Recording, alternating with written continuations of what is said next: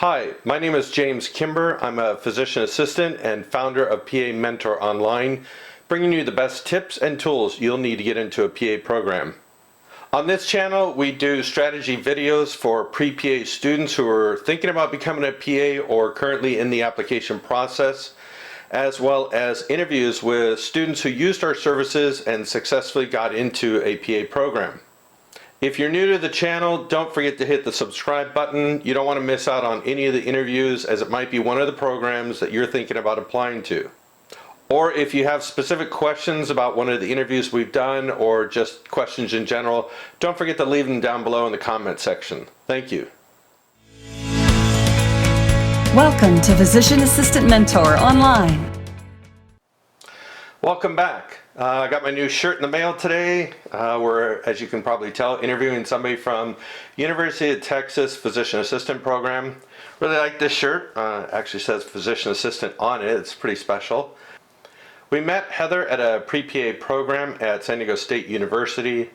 She came and asked for some help, and she has already graduated from the PA program, so she's here today to talk about her experiences before getting into a PA program, what she did, her coursework, personal statement, interviewing, and then what it was like going through the school, and now she's currently practicing in emergency medicine. So without further ado, I'll let Heather go ahead and tell her story. Thanks. Okay, I want to welcome you back for another interview with one of our students that we worked with some time ago. If you want to go ahead and tell us your name and the school that you went to. My name is Heather Hagler, and I went to University of Texas Medical Branch. Great, welcome Heather. Thanks for doing this interview. Yeah, thanks for having me. So we want to talk to you just to start off with, how did you come to pick the medical field as a career? Well, it's an interesting story. Not usually, most people I feel like don't have this story, but none of my family did anything medical related. I went to college and I just was really interested in a psychology class, so I decided, okay, I'm going to do psych as my degree.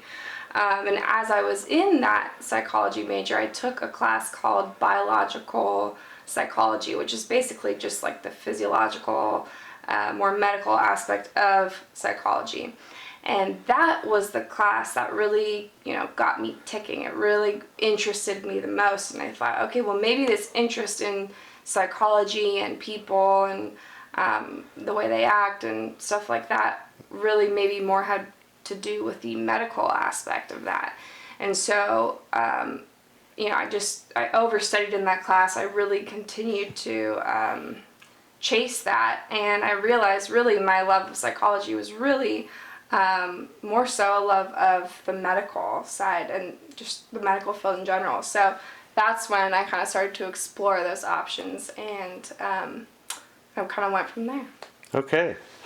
Now, how about physician assistant? How did you learn about that field? So when I decided that I thought I would, be interested in the medical field, I really wanted to, okay, let me get my feet wet in this, and let's see what I actually like about the medical field, not just, the reading the books and stuff like that. So I talked to my counselor, and my counselor actually suggested, hey, have you heard about this thing called physician assistant? And I had never even heard of it at the time. But I was interested in it, looking at, how popular it was at the time with job satisfaction and stuff like that, and how it was projected to grow. It seemed like something that, I could get into. And so I signed myself up at San Diego State, which is where I went to undergrad, for the physician assistant, the pre-physician assistant club. And that's where I met James Kimber.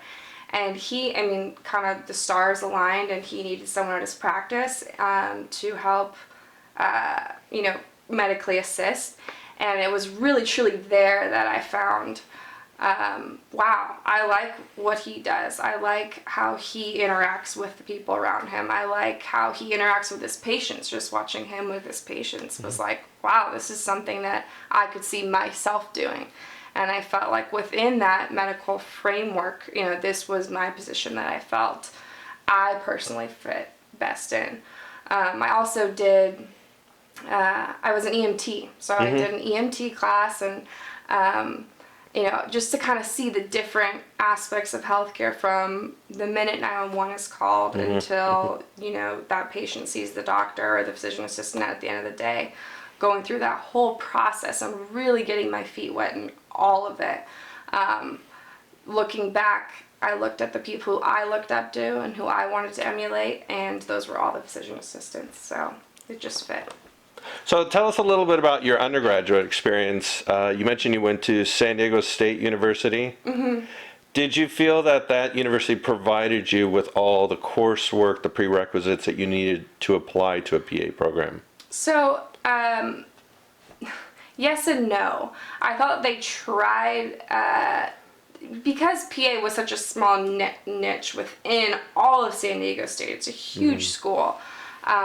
They tried, there was like a pre-medical group, I think, and there was a counselor in there who really was good if you sought it out. So it wasn't going to be handed to you. And it was something that you had to do all of your own research and realize, okay, what do I need to work on? I need to work on my personal statement. Okay, let me go to a personal statement workshop class.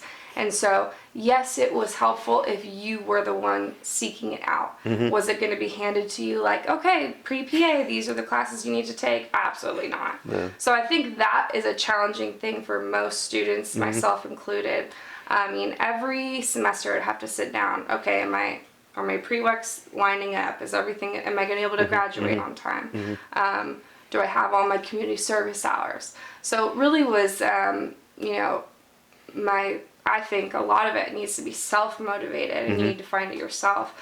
But once you reach out and ask for help with, your personal statement, or I need to do really good in this class, I need extra help, then you can get that help you need.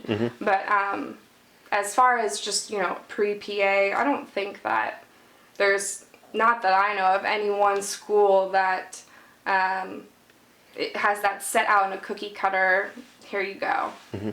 So yes and no.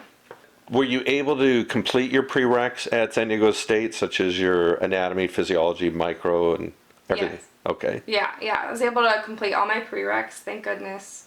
It was fun though. I really tried to space it out, my prereqs, like one or two really hard ones per semester, so that way I could really put all of my time into that specific prereq, and then take my other major classes that I needed as well. Right, yeah. Okay. Did you take the GRE? Yes, I did take the GRE. I mean, for me, this is something I actually did go to my counselor about. I was like, how important is this GRE thing? What do I need to do on this? And she told me, kind of depends on where your strengths are as a student. So academically with my grades, I was fine. She said, you've already demonstrated your academic ability. At this point, for you, the GRE is just something you kind of need to check mark off and just complete it. Right. And that's kind of what I did. I just studied for 3 weeks over winter break and then took it and saw that I did fine, and then I just went forward. How did you prepare, or was there any particular study guide that you used for the GRE? I think it was like a Kaplan book that you just buy on Amazon.com, and you just kind of go through the little grammar rules, and I practiced doing a couple of, math stuff, at least the stuff that I had forgotten by then. Otherwise, I just kind of took it. Okay. What strengths do you feel that you had going into applying to a PA program? I was academically very strong, so I think that definitely helped me in that regard. I could kind of, like I said before, I didn't have to do so much for the GRE. I could kind of lessen on that and put more time into just continuing my grades and making sure that they were A's, basically. I mean, you had to get A's or really, really try your best in the prerequisite classes, because I think that's what was most important. So I think academically, and then I think it also really helped being a part of, for me personally, my sorority, because that is what gave me a lot of outreach to help with community service, and they kind of gave us opportunities all the time. It was always in front of you.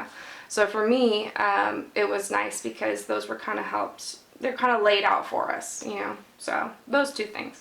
Okay. We were talking earlier before the interview about how competitive it is, and what things did you do to try to make yourself more competitive other than the grades? So that was getting a healthcare experience. Number one thing. And I remember, a lot of my friends just wanting to make money and getting a job, and you get a job and you're making money. And I think it was like 2.5 years that I just, for free, was just a medical assistant. And at that time, it was, looking back, it's the best thing I did. And I remember when they offered me, like, oh, we're going to start paying you. I was like, oh, what? Okay, sure. But definitely getting in the medical field early on. I think I was like a sophomore. So really by that point, I had like 3.5 or 3 years by the time I'd actually gone into PA school of being in the medical field. Wow. And although, at the time it doesn't seem like it was much, still just being around those patients, being around other professionals in the medical field, and getting that hands-on experience was absolutely the most important thing. Good. It is. So you just mentioned your healthcare experience. So how did you said you were volunteering as a medical assistant. How did you obtain that job or that position? So before I even started looking for that medical assistant job, I wanted to make myself, I felt like I needed some sort of medical certification or some sort of extra knowledge to put me above other pre-PA students who were also trying to get those medical assistant jobs. So what I did is I did an EMT course. And I did that. It was an accelerated program over the summer. It was like 2 months long, 8 a.m. to 8 p.m. at night. It was pretty grueling. But ultimately, I ended up having a blast, making friends that I still talk to today. And when the stars kind of aligned and you sent out an email to, I think, a pre-PA club, hey, we need an MA for a busy neurosurgery place in Escondido. Let me know, send your resume or whatever. And I sent my resume, and I think I was able to put on there, EMT certified, that I have done something medical. Right. And so I think that maybe could have helped me a little bit. But just really just getting the ball rolling early and just, getting your foot in the door as many places as possible. Okay. We always hear how difficult it is to find a PA to shadow. How did you go about getting your shadowing hours? I remember being so stressed out about that, yeah. So again, that was through the pre-PA club. Really getting to work as a medical assistant, but at the same time work alongside a PA. I kind of hit 2 birds with 1 stone right there, which was very fortunate. And then also another thing I did was occasionally we would get emails from the pre-medical society talking about conferences that were just any type of pre-med. I remember going one time, and it was a conference. It was like a 3-day conference, and a bunch of PAs spoke there. And so after they would speak, I would just go up, introduce myself, and say, hey, I'm really interested in becoming a PA. I'm on that route. I really just need the shadowing hours. Is there any way I could come shadow you for 4 hours? And then they would say, of course. And let me give you these 5 other emails of these other PAs that would do the same, because they know how it is. And I would do the same thing for any PA that needed it as well. So You do have to be a little resourceful when you're looking for a PA to shadow. And I've told other students that when you have that direct interaction with a PA, you're much better off than just trying to, shotgun an email out to some people you've never even met face to face. Oh yeah, shotgun. I tried that too, and it didn't work at all. And the thing is, once you meet them in person, and you show that you are professional, respectable, and that you're eager to learn, they want to help you, and they know so many more PAs that want to help you. But you really just have to meet that first person one-on-one. Yep. So you did everything that you needed to do. You got all your prereqs done. You're ready to apply. How many programs did you apply to? I applied to 8 programs total. So I think all of them were out of state except one. Okay. And I chose those programs based off of looking at their criteria and thinking, okay, could I get in with my experience, you know? The biggest thing was hours working in the medical field for me personally, because I was just coming out of undergrad. So although I had, let's say, 1,000 hours, I still didn't have, you know, compared to the guy who's worked 5 years on a rig, Right. not the same thing. Right. And so for me personally, a lot of those schools were out of state. And so, and interestingly enough, those schools also required the GRE. The ones with less hours, for some reason, required the GRE. So that's another reason why I thought, okay, I just need to take the GRE. But that's how I applied to those schools. So. Okay. So tell us about your CASP experience. CASP, okay.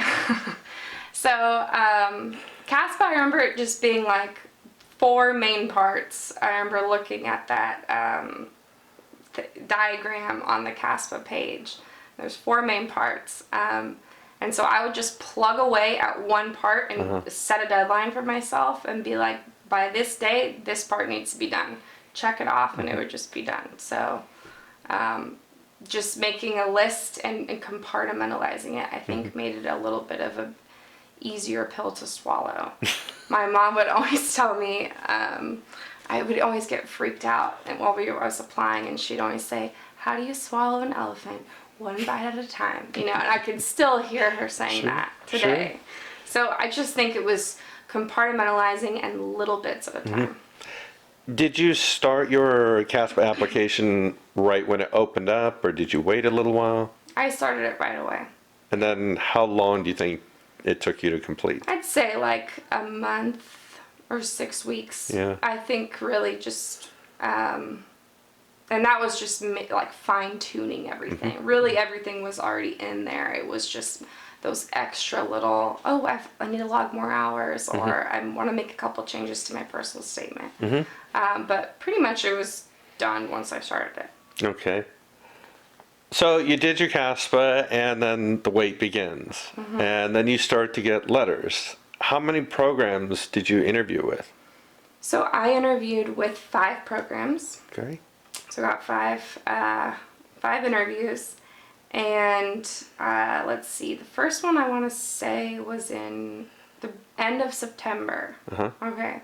And then after that, they were pretty much like every 2 to 3 weeks in between up until January. And the first school that I applied to, I immediately knew, you know, that's the one I want, or the first school I interviewed at. I immediately knew that was the one I wanted to go to. Tell us about the actual interview at UTMB. What was that process? Was it a individual interview or group interview, or how did that go? So at UTMB, there were 2 individual interviews. They did, I felt like one was more just friendly, let's get to know you, and the other one was a little bit more stern, I would say, or just kind of drilling you more and maybe seeing how you act under pressure. And so it felt really more like a conversation, the second one I had, and I was like, okay, this is great. You know, they were just kind of talking about what it would be like if you went here and what their concerns were for you coming. So for me personally, being from California, they were concerned that I wouldn't have family, and I'm so far away from home, am I going to be homesick? And they actually brought that up. You know, they've looked at your profile completely. They know everything about you before you go in there. And I actually said I had an aunt that lived there who she does, and she did, and she was a great source of support for me there. And so I think that kind of helped clear up some of maybe their concerns as well, and for me as well, you know, towards them. So I waited around January, still hadn't heard anything, and so I thought, I'm just gonna call them. Why not? So I called them and I go, hi, you know, my name's Heather. I interviewed at this time. I just wanted to update my application and let you know I've been working at this place for this long, you know, just to kind of get my foot in the door and see what they say. And the next day they called and said, you got in. So I don't know if it was that I was showing more interest or where I was on the list or what, but Okay. And this was? at UTMB, University of Texas Medical Group. Great. So you were accepted, of course. Why did you choose them?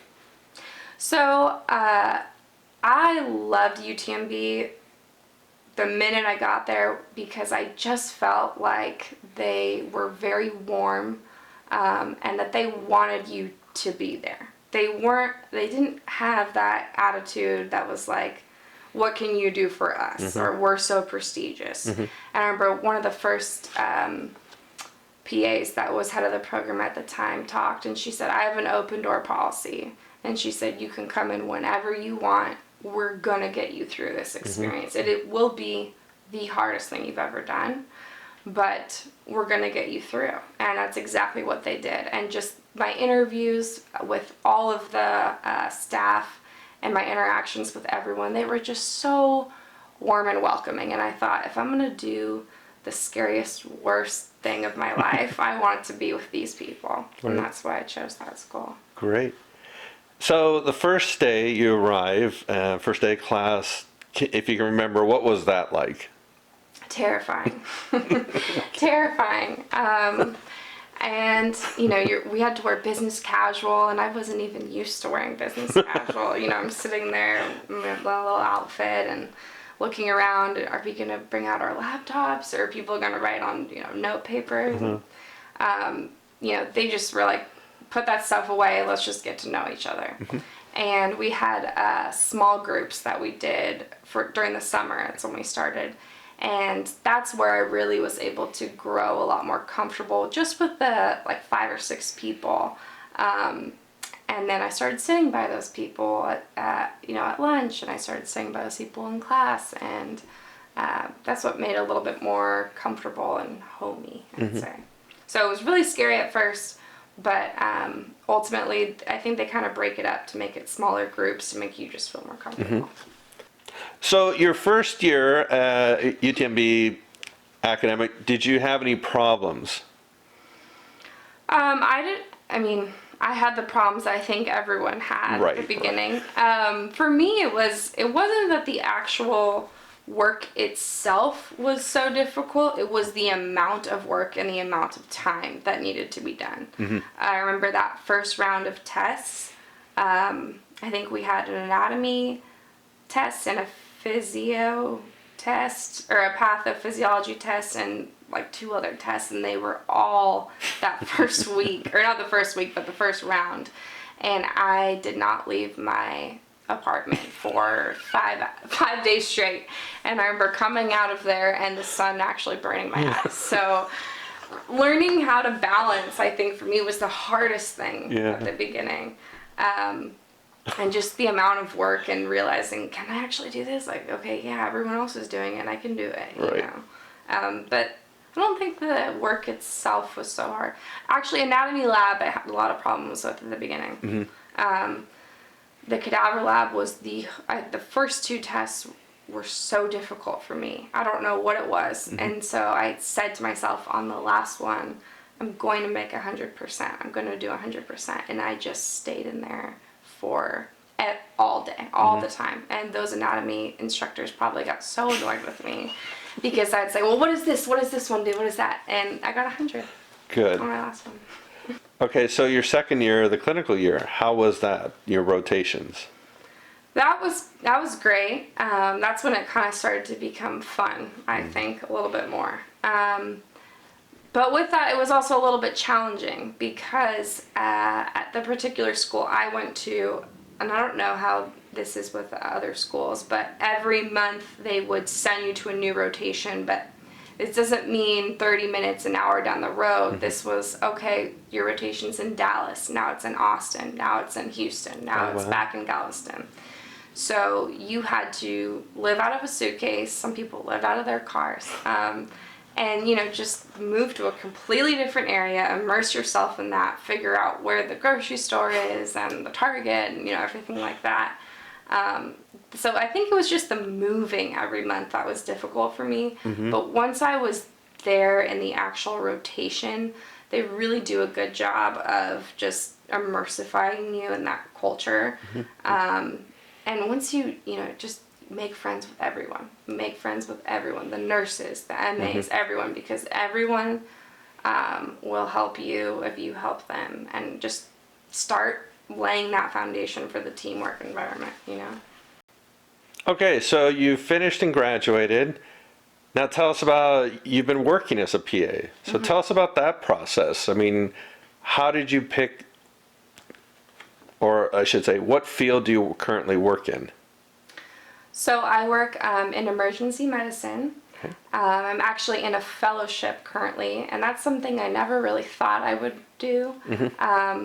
I initially, when I graduated PA school, worked at an urgent care to, kind of get some experience before trying to jump into the ER.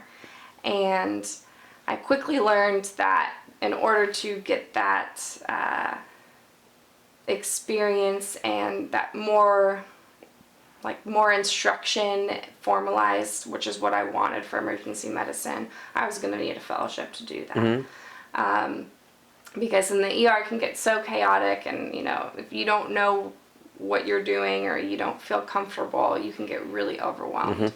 And so the fellowship was a great opportunity for me to dive in head first, but at the same time have that comfort around me, and to learn an intense amount, which is what I'm doing now. So getting trained in a lot of things. I'm doing essential lines, and that's not anything I ever thought I would do, or that's not anything I really learned how to do in PA school. So I think the fellowship is just bringing that another step forward.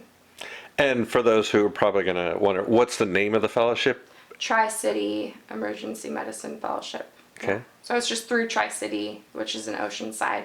It's through, so I guess it would be Team Health, through Team Health, because that's who staffs our ER. Yeah. Was it hard finding your first job? So it's hard finding the first job that you like. I think it's not hard finding a job. You can find a job. I was easily found a job at an urgent care, not a problem. That wasn't my ideal situation, because I wanted something with a little bit more constant oversight and education continuing. So it's not hard to find a job. It's hard to find, it takes a little bit of time to get into the right spot, I should say, to find your niche and where you're comfortable at your comfort level. Because some, PAs, completely autonomous, they want to, don't talk to me, don't know nothing, do their own thing. Other PAs, when they're first starting out, it depends on the field as well, how much oversight you think you want, or just how you interact with your boss and how comfortable you are with them, I think makes a huge difference. Okay. So the last part we always talk about, this is usually what everybody's watching this interview, what tips do you have for anyone who's currently thinking about becoming a PA or in that application process? So I think the biggest thing is just getting in there to shadow a PA. And, not just one time going to work with them and watching, oh, this sounds fun, I could write a prescription. No, actually going in there for an extended period of time and seeing the hard parts, the easy parts, how they interact with their boss, how they interact with their peers, what do other people think of them, are they happy, are they stressed out all the time, those are important things that really help me a lot, getting in there and actually seeing, for an extended period of time, what this job looks like, and can I see myself doing this job. And also just, to not get so stressed out in the beginning. It's very overwhelming at the beginning, and I would get myself overwhelmed quite often when I was applying. But just to really compartmentalize and break down tasks for yourself while you're applying, and just do periodic check-ins. Don't make it your life 24/7. I can't do anything else, because you're going to make yourself miserable. Just set yourself a task and then check in another 2-3 weeks. Have I done that task? And then pushing yourself I know it's a little uncomfortable, but pushing yourself, go to that extra conference, go introduce yourself to that PA, because if you think that's uncomfortable, I mean, you're going to be doing way more uncomfortable things as a PA, but that's really where the doors with opportunity start to open up, is just getting out there and getting your feet wet and putting yourself out there. And if someone says no, then they say no. There's 100 other PAs or doctors who would love to help you. So just trying to force yourself to get out there, I'd say. So it's that meeting face to face. It's so different than just open up and I get email some kid, hi, I'm graduating, I want to shadow a PA, delete. Right, exactly. And I think about how many emails I get per day that I'm just like delete, because if you have to tune some of that stuff out. Yes. And but if I meet someone in person and they're nice and they just want to learn, how can you say no to that? You can't. So that's what I would say. Then we talked a little bit ago also about stuff like personal statement, and as you know, I mean, we do this editing for the statements, and we talk to a lot of students who are always, a lot of things sound the same. You know, people say, oh, I want to provide quality health care, or that's why I want to get into medicine, and instead of really telling their honest story, you know, why they genuinely, what would you tell those people? What I was told, and this is kind of how I wrote my personal statement, and I think it is the most true thing I can think of, is that the person who's writing or who's reading your personal statement, they just got back from lunch, they're feeling a little tired, maybe they're, wanting a cup of coffee, they're a little sleepy. Put a personal statement in front of them that's going to wake them up and be like, okay, this person, wow, this is interesting. Not just something that you could fall asleep to, not what they you think they want to hear, because that's not what they want to hear. They have way too many applicants, and I mean, just put yourself in their shoes. Like, it would be miserably boring to read 2,000 of the same thing, Put something in front of them that would wake them up from that relaxed state, I'd say.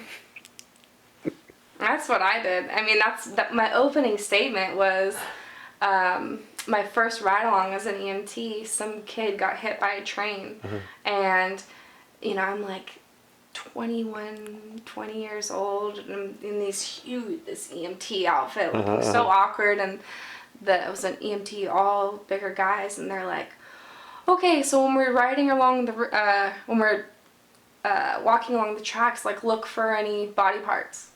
And to me, my jaw just hit the floor. And so that was my opening statement, and it was like, because that's the interesting stuff, and then actually tying that into you as a person, Right.